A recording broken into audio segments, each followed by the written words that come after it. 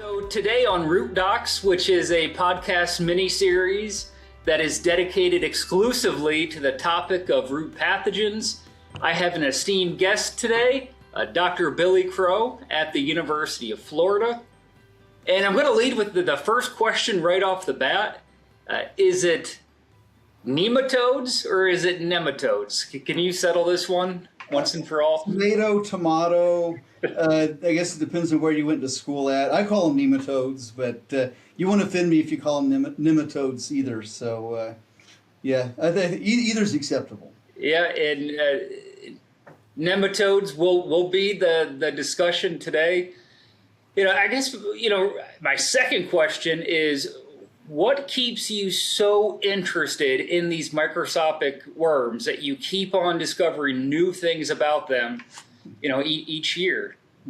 Well, okay, so the whole thing just fascinates me. I mean, I get to see this whole world that nobody else gets to see, right?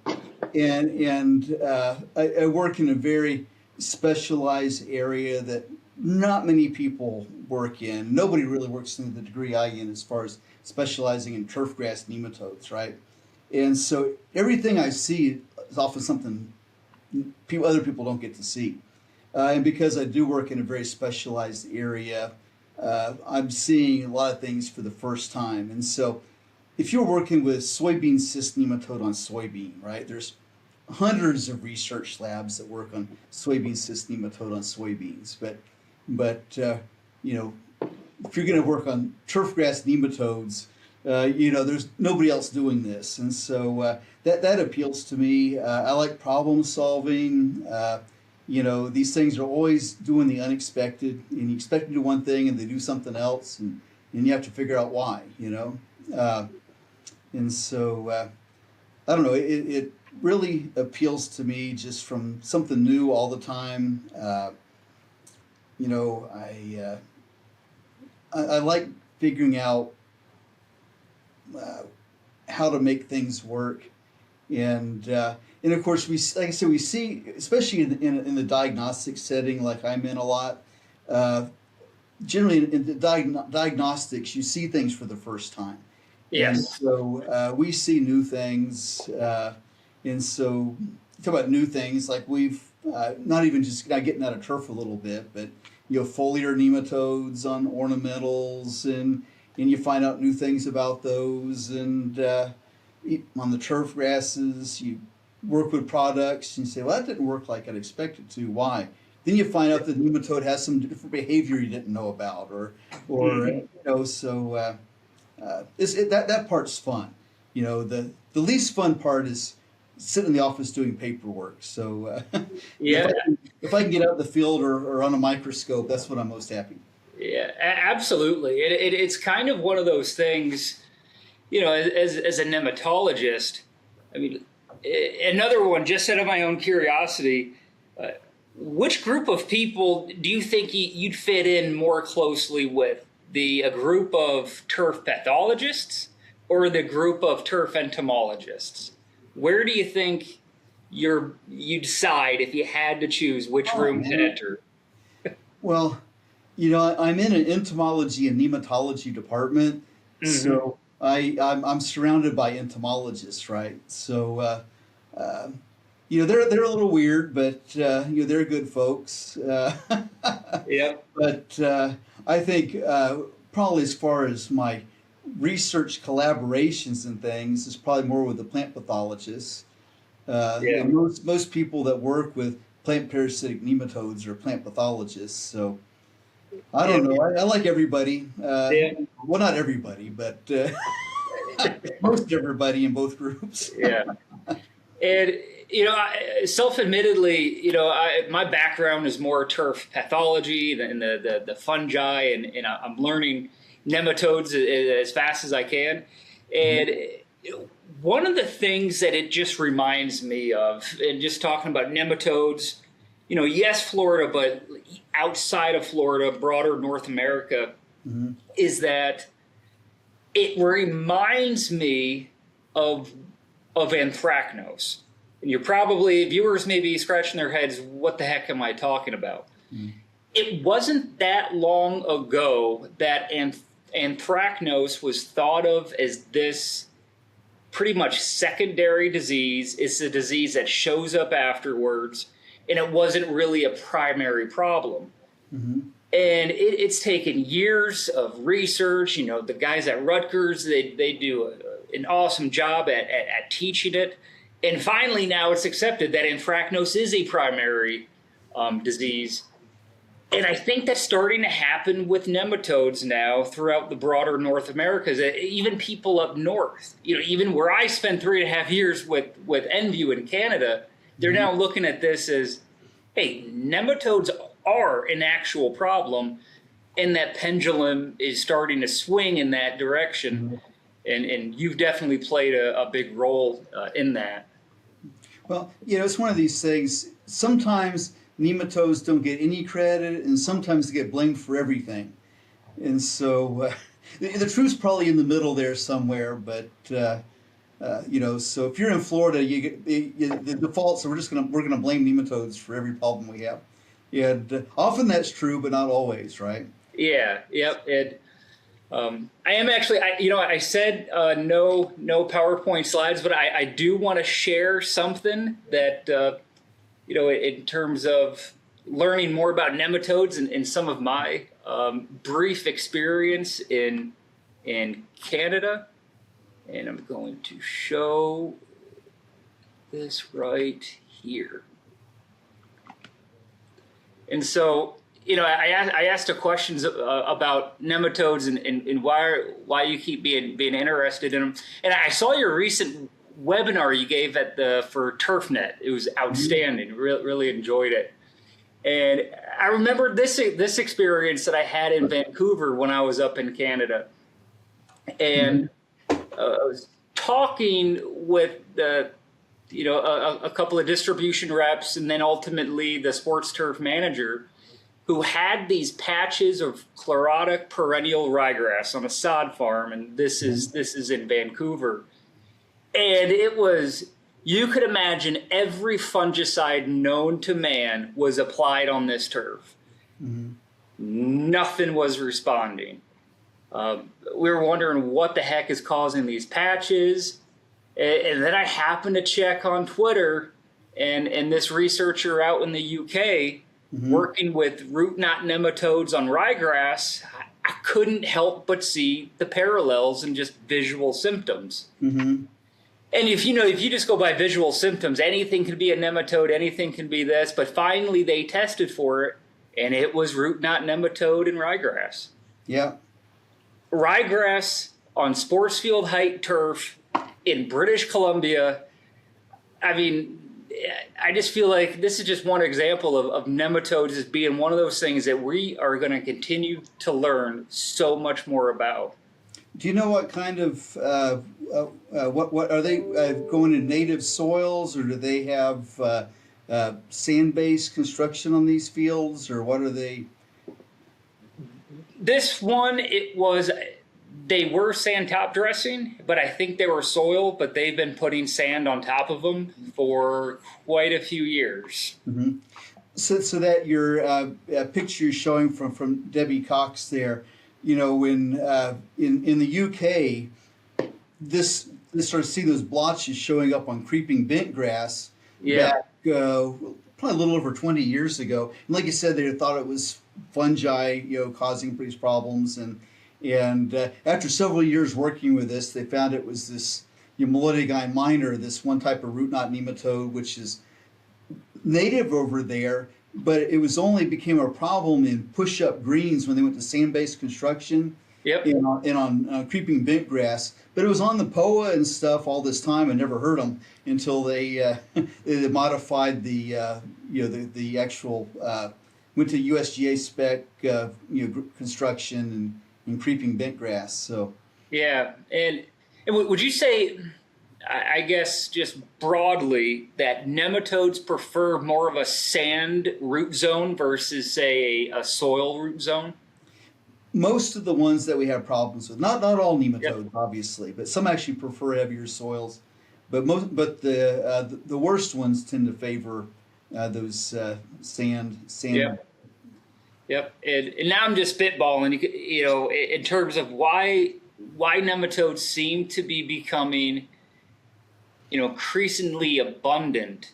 There's a lot of reasons to top dress greens over time with sand, but it's almost like at one time there may have not been that favorable environment. If we just look at like soil greens, push-up greens, but over time, it's like we essentially built that house for them on these greens by, in sometimes decades long top dressing programs. It kind of makes you think if that's one of the reasons we're seeing more nematodes. Yeah, that's one. Like, so we have made this move to more sand-based construction. Along with that, with a lot of the warm season grasses, you have these nematodes like Sting Nematode that really needs sandy soil to survive. And now it's native to Florida. We're mostly sand, but we've brought that nematode on contaminated planting material, and now you'll find it in putting greens in Texas and Missouri and Oklahoma and places where they've moved Bermuda grass and Zoysia grass and brought the nematode with it. And you get in a sand-based putting green, and it's perfect environment for that nematode. So we've also had this spreading of some of these really bad nematodes like that. There's also our cultural practices are more and more severe. We're managing these greens right on the verge of death all the time, right? Yep. And so when people weren't so concerned about green speed and all these things, and but we're keeping as much as close to that edge as we can without pushing it over, and then the nematodes can be the thing that push them over. So so you're saying grass normally shouldn't be mowed at an eighth of an inch or a tenth of an inch? Typically not. No. There's a lot of factors. The things we're doing culturally. Like I said, your plant disease triangle with your pathogen and your host and your environment, and we are constantly that environment making it more favorable for these nematodes, and also we're now again. I get asked this all the time about global climate change, and over time is our transition zone going to go further north? And if so, you could expect again that nematodes are going to be more of a problem as that occurs. So there's several things going on there. Yeah, and going back to a lot of the research that your lab has done, it's almost to the point where if a superintendent says, Jesse, I got nematodes, tell me what to do, it's almost kind of confusing to answer that one. It's the same thing if a superintendent said, hey, Jesse, I got fungus on my course, what do I spray? Yeah. It's like a collective term. But you guys have really dialed in, especially for the big three, which would be root knot, sting, and lance that you guys have in Florida, that it's pretty important to know exactly which nematode you're trying to combat, and you need that right away before you even start management programs. Yeah, so back when we had Nemacure, which again, an organophosphate nerve toxin that was systemic, that wasn't such a concern, right? Because that stuff would kill all these nematodes.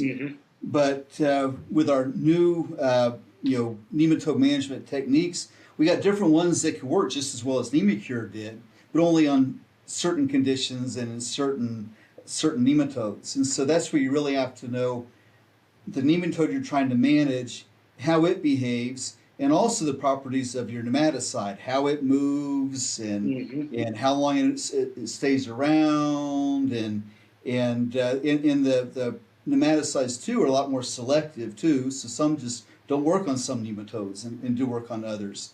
And whether the nematodes endoparasitic, ectoparasitic, nematodes move up and down in the soil, so you got to know kind of what they're doing. So the best nematicide in the world is only going to work if it comes in contact with that nematode, right? Yep. And so you got to know how the product moves, how the nematode moves, and And so the time of year when the certain nematode could be most vulnerable to a nematicide application. correct. And the ectoparasitic nematodes, those are the ones that are living outside.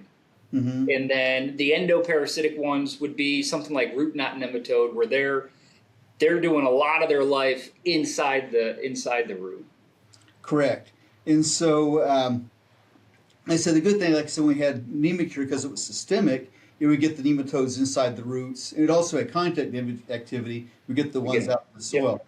Um, you know, almost all of our nematicides today are contacts, and so which makes it more difficult to control the endoparasites that spend most of their time living inside the root, and so that becomes more of a challenge.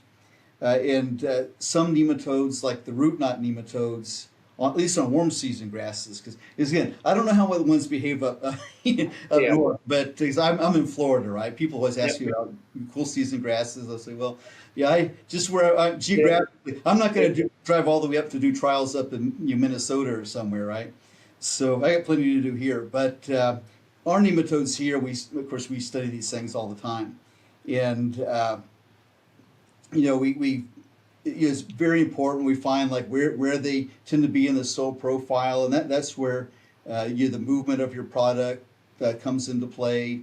If the nematodes are down deeper, you use something more mobile. If they're right up at the top, you can use things that are less mobile. But and then the length of this that the material is active as well.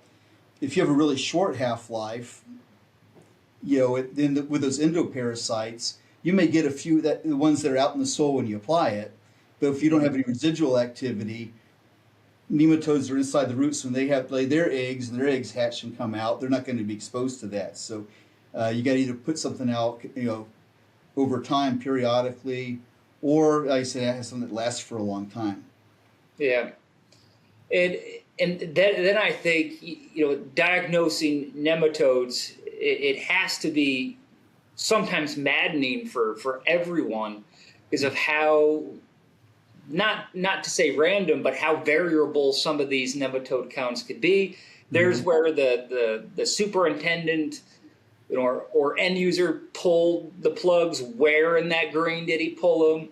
Then they're sent off to a lab, and was it mist extraction? Was it soil extraction? This stuff can be pretty challenging because just how variable the entire process can be. And sometimes, you could be using nematicides on the golf course, and we say this, other manufacturers say this, that, sometimes when you're using a nematicide and you're seeing that improvement in turf quality, there is a chance if you take the samples from the same spot again, that sometimes your numbers could be even higher. Yes. And is that because maybe there's been some root length and there's some even more food there, which would theoretically... Yeah, so if you've got your roots that deep and you got 50 sting nematodes, that's really bad.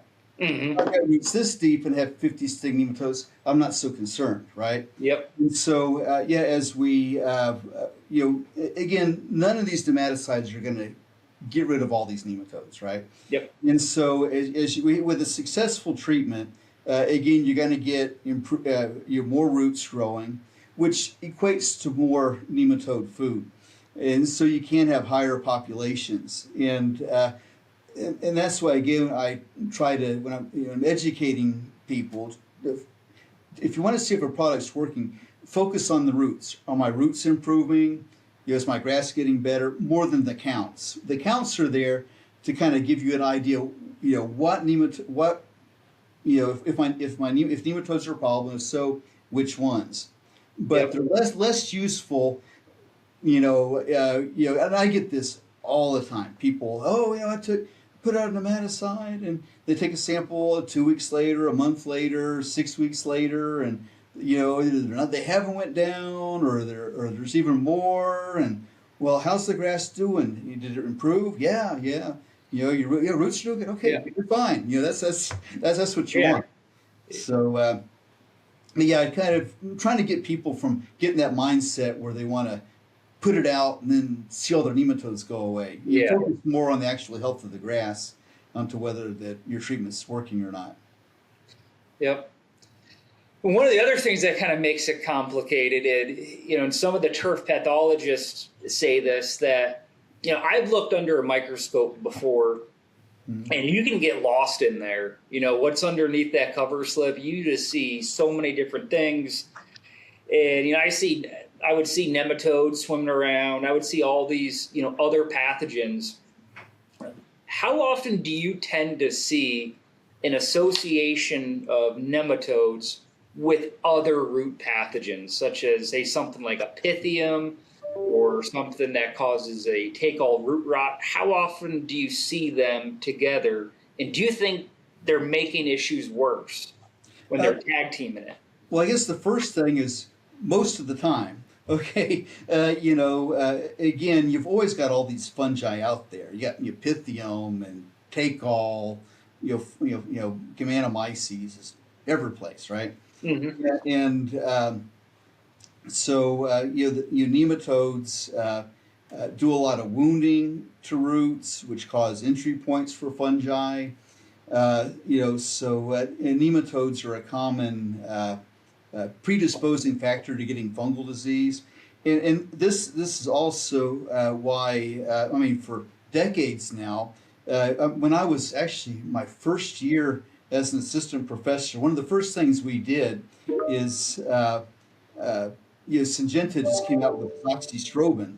And so we were putting that out with Nemacure, and we were seeing we got better nematode control, better fungal control, and way better turf responses than either the nematicide by itself or the fungicide by itself. And that's where I've often recommended nematicides be used as part of a good fungicide program, and why we're seeing things like with you guys' new product. So you got your Zoysia shirt on there. You get you're getting fungal control and the nematode control, getting both organisms at the same time. So, but yeah, they regularly interact, and so when you control both, you'll get a lot better response. Yeah, that definitely seems to make a lot of sense. There's always something kind of munching around in there. Billy, I think you're right. I think you belong in that turf pathologist room, and working with them. There's so much more to figure out Mm-hmm. with all of this. And you brought up Resilia. It's just the product advertising, not intentionally, actually. Product placement, yeah. Yeah, and with something like Resilia, and you mentioned this in the we had a researcher happy hour on May 4th where we talked about Resilia, and to each of them it means something a little different. With some people they're more concerned with Pythium root rot, some take all, and it kind of fits into those categories. Mm-hmm. But in terms of nematode management, how would you compare and contrast the single shot of fluopyram, say with something like Indemnify, versus say that monthly app or so of Resilia at a reduced rate, but at a more consistent interval? What would be the Yeah, so it's going to depend on your nematode you're trying to manage. Okay, so like I said, on our Bermuda grasses, our root knot nematodes are typically right up at the top. Okay, and our sting nematodes are going to be down here.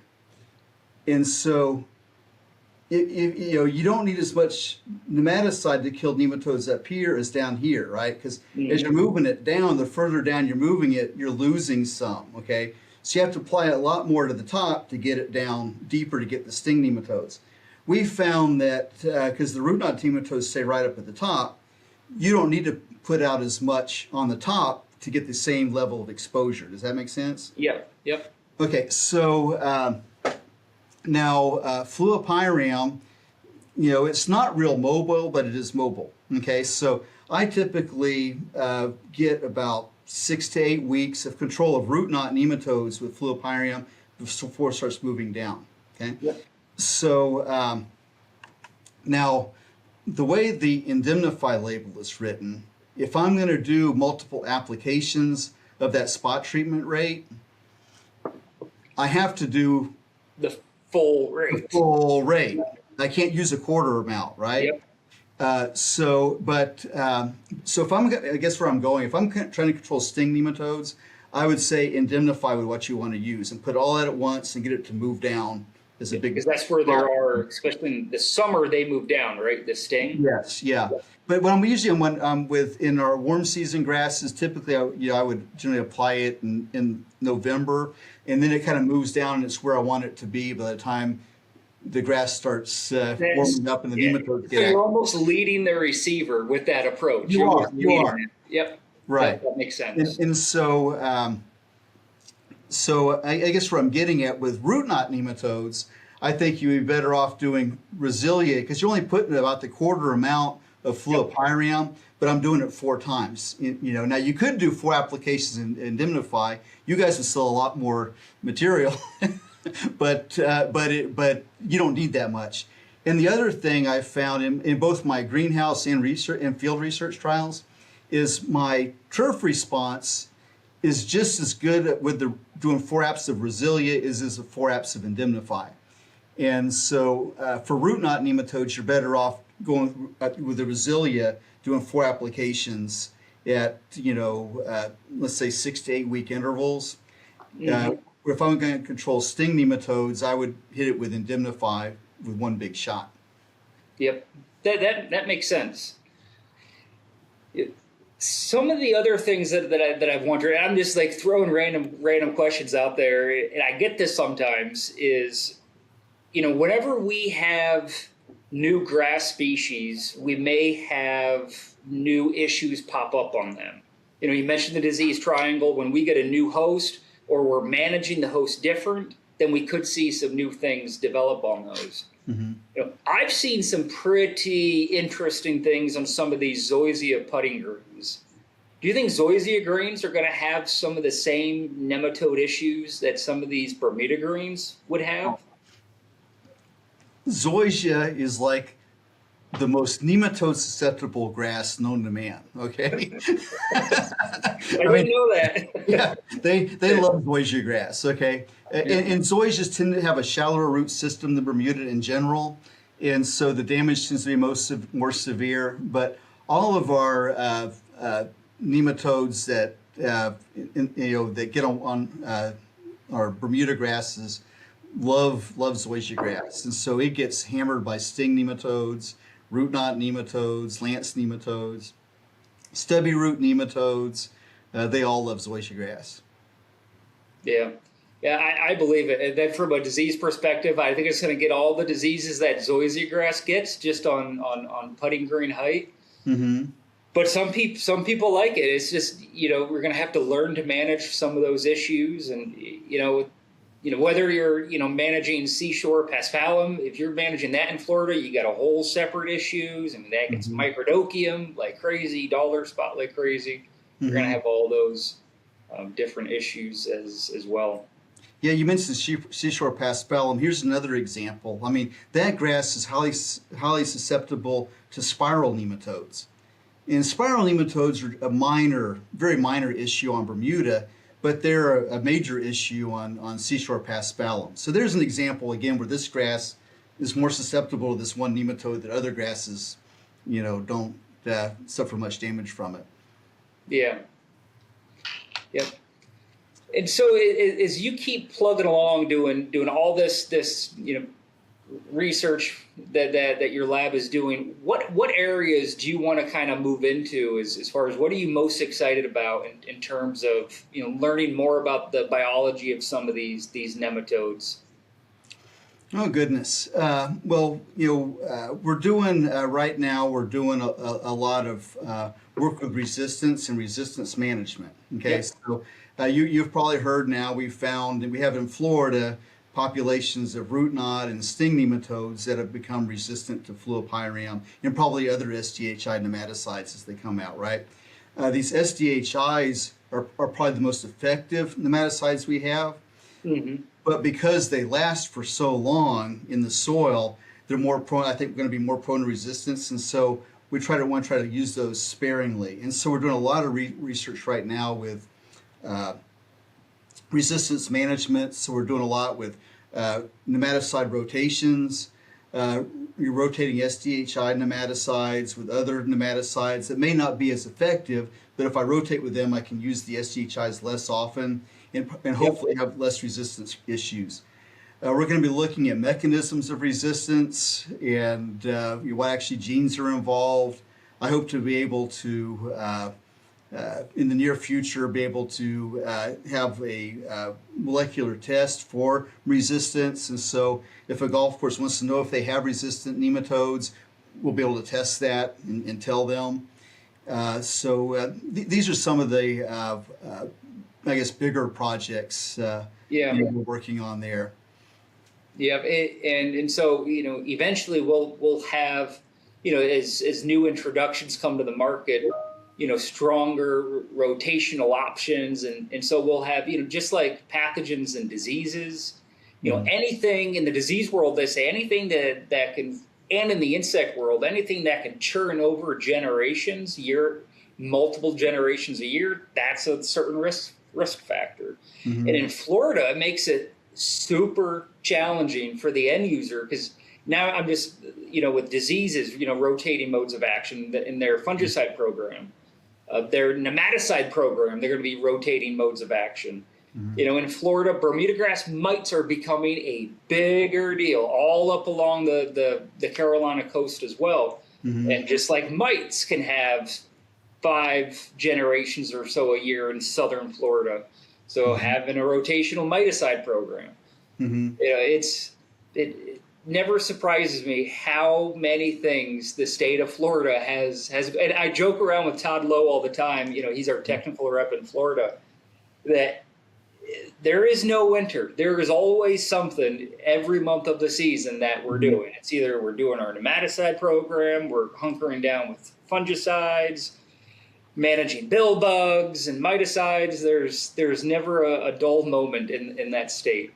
Yep.